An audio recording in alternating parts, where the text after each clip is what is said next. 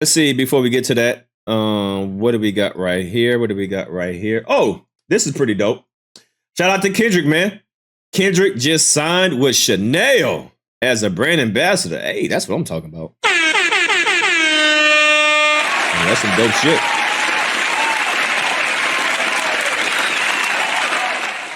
Kendrick just keep on winning, man. He just keep on winning. So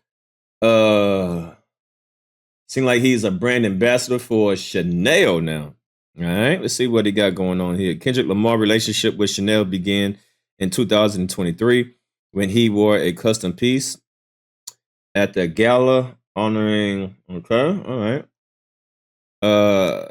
Is this it right here? Chanel later collab with Kendrick Lamar and Free for their January 2024 show designed by the set and created a short film. Is this a short film? Oh, I didn't know that. Is there volume? Is there audio to this? Why is it not playing? Okay. So these are the new in the statement regarding Chanel Kendrick. Chanel has a timeless legacy, and that is always something I can get behind. Since they don't make clothes for men, I knew it would have to be glasses. Okay, so he's a brand ambassador for the eyewear campaign. Okay, shout out to that, man. Hey.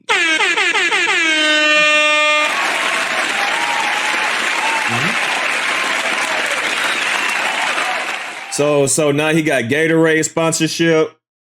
He's a brand ambassador for Chanel. All right, so that's dope, man. That is dope. The multi-Grammy, yeah, Max City. All right, so it just keeps going up and up and up. All right, Kendrick Lamar is a new face of Chanel eyewear division. Okay, here we go. All right, so that's dope, man. Salute to that. Salute to that. Salute to that.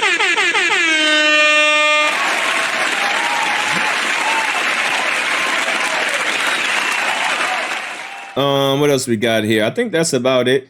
So we're gonna go straight to the academics, talking about the lawsuit.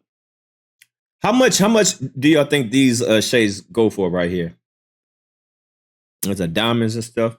Let me see if there's a price on them. Probably not a price on them. Let me see if I can look. Kendrick Lamar Chanel shades. How much are these running for? How much you think they are hitting on right there? It's probably not a price on those yet. Those are just probably some exclusive ones. 1,200. Think these are 1,200? Shit, I think they probably more than that. These right here, the ones that he got on right now, shoot, I think they probably more than that. But they're nice though. They look fly. All right. So let's get to good old Aki Wacky. Let's see what he got to say about this new court case, about the updated information about this court case. Let's get it. Like so many like stupid ass shit. Yeah, we've seen this already. 2 years ago this came out. I don't know why somebody just put this out again. What else is going on? All right. I think we should probably start with like this lawsuit shit. All right. If y'all care that much about it. Let's get to it. Y'all start there? Let's start there. Yeah, I'm off that Don Julio Reposado. I'm off that Corona Extra. And I ain't even gonna cap with you, but I do know I'm ghetto rich. Oh, okay. You know, I realized this morning I'm drinking because I started drinking no later than like probably 8:30 or 9 a.m. in the morning. So I'm drinking and I'm doing the same mix. I don't even think.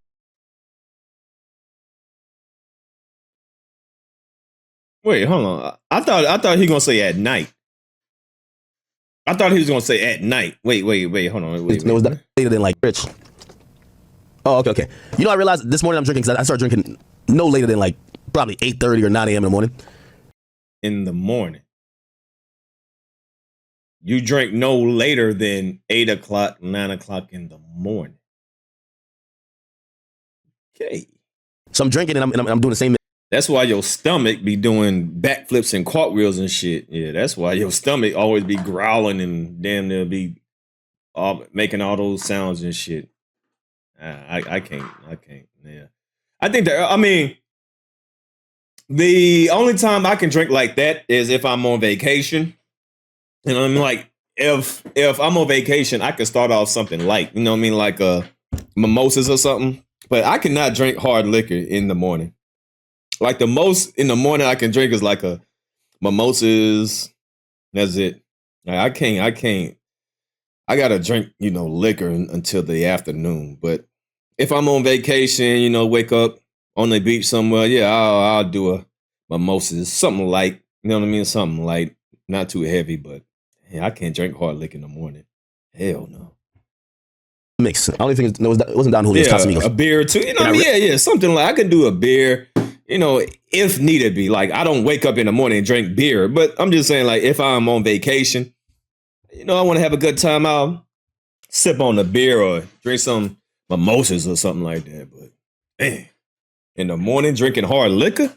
Shit. I realized I drank motherfucking, like, a month and a half expired orange juice. So I'm over here Googling if that's a problem. Is that a problem, chat? This one don't expire till May. But I definitely, because I be having so much of this shit around the house where, like, I think it was in the fridge. I just took it out, but it was a month and a half. I think I'll be all right. There's a new Wiz Khalifa album tonight. Wiz Khalifa? Okay. All right, man. Yeah, I see the Ken Carson stuff. All right. Yeah, so he went from Henny to tequila. Okay. Tequila. Let's actually get to this, before I get too drunk. Let me give y'all some lawyer demic shit real quick. Where's the full filing? Hold on. I think I have the full filing. They say what Act veins are filled with alcohol, they're going to be the early death of. Seriously though, yeah, Act definitely need to chill out with that alcohol because I mean, like I said, there's nothing wrong with drinking as adults, but the way that he drink, it's not casually drinking. He's damn near alcoholic. he's damn near alcoholic by now. He said that he wakes up, he don't drink no later than 8 or 9 o'clock in the morning. Yeah, you got a problem. Okay, here we go. All right, so what Drake has basically done today is filed what's called an amended complaint. So he is alleging more things in his federal trial, or federal case actually. It's a civil case, but his federal case against UMG. The base premise is this. He says that the company has, through various means that could possibly be criminal, right? Like, for example, payola is criminal. Payola would be the purchasing of, if you pay for federal airwaves to play a song or anything that's not titled as an ad that you're paying for, it's legal. Payola actually doesn't exist with, like, internet. Some people might not know that. However, he's accusing UMG of doing a bunch of shit, right? So y'all use bots to inflate a song that was defaming me. Y'all promoted a song that was defaming me. We were in a negotiation where I was trying to get $600 million, and then you were trying to, like, underhandedly devalue me because it would be in your benefit, which kind of goes against ethical business practices. And that's kind of where the main claims come from. Now, he's filed this amended complaint, and I don't know why people are, it's a civil suit. Like, we don't know what's going to happen, but there's a lot of K-bots who came out with a story that said Drake took out some claims, like, oh, he was backpedaling from this idea that he thought Not Like Us was botted.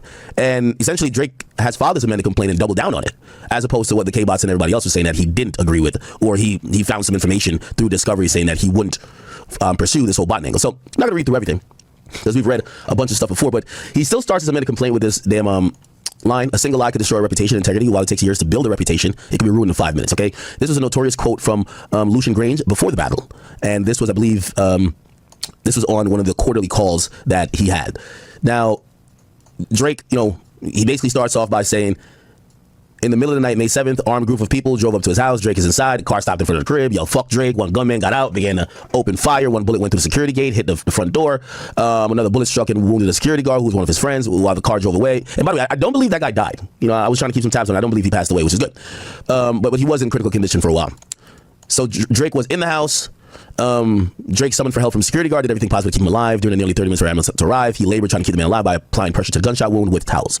Now, I've told you guys, direct communication with me and Drake, when he was basically saying, yo, some real shit came up and I had to stop rapping.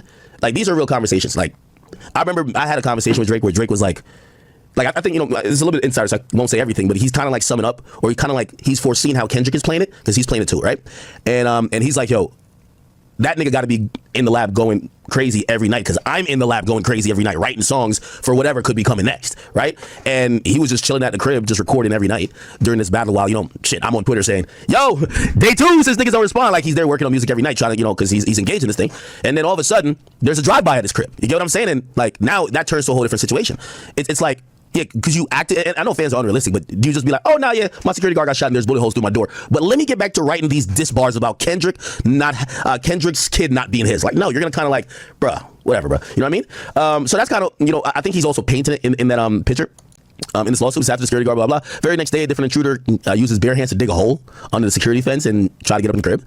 And the very next day, another break-in attempt. What? He managed to dig a hole enough to squeeze through the entry Drake's property. Somebody dig a hole in front of his place to get inside? Happen, right? Now, this is going to be set up in this lawsuit to kind of show something. And by the way, just to be very honest, when I spoke to Drake... Yeah, so Drake put this in the lawsuit. He put this in the paperwork. So, wow, he's actually listing all of this stuff in there. He never said that to me, not saying that maybe that wasn't thought. He never said, yo... Niggas is trying to run up in my crib ever since this fuck nigga Kendrick put out a song. I believe the song dropped on May 4th, Not Like Us. And on that day, the fucking cover art was a picture of Drake's house with a bunch of PDF logos on it. You know what I'm saying? So he never told me that, but this is a lawsuit. He's kind of framing it like that. Like, yo, y'all let this nigga drop, which by the way, I do think that's flagrantly wrong, right? Like, I'm pretty sure if any artist was dropping a diss song about Taylor Swift and had Taylor Swift picture of her house on there, Universal wouldn't release it. I don't think they would play with her like that. But I do think they took a hands-off approach, because they're like, yo, bro, y'all are rappers. Y'all have done worse. You get what I'm saying? And so UMG is the largest music company in the world, and also the music company that's represented Drake for more than a decade. And okay, cool. We kind of like going through that. The song Not Like Us, performed by Kendrick Lamar, okay, to convey a specific, unmistakable, and a false factual allegation that Drake is a criminal pedophile, and that vigilante justice is a response. Okay, the recording is defamatory because his lyrics and his album image, the image, and I'm pretty sure they're going to show the image down here. Or maybe they have a different thing for yeah, right there. Bingo, right there. Okay. Dang, boy. And he put this on Complex too. The cover for Not Like Us with the sex offender. God damn. In the image, let's see. I'm sorry. Damn. Yeah, this is a long thing. I'm going to start skipping through it a little bit, but let's get through as much as we can. So, it says on May 4th, right? They approved, published, and launched a campaign to create a viral hit out of the track falsely accusing Drake of being a kid fucker, okay? And the song called for violent retributions against him, even though UMG enriched itself and the shareholders by exploiting Drake's music for years. What the hell? Nobody's saying that Drake is having sex with children. See, he always slide that in.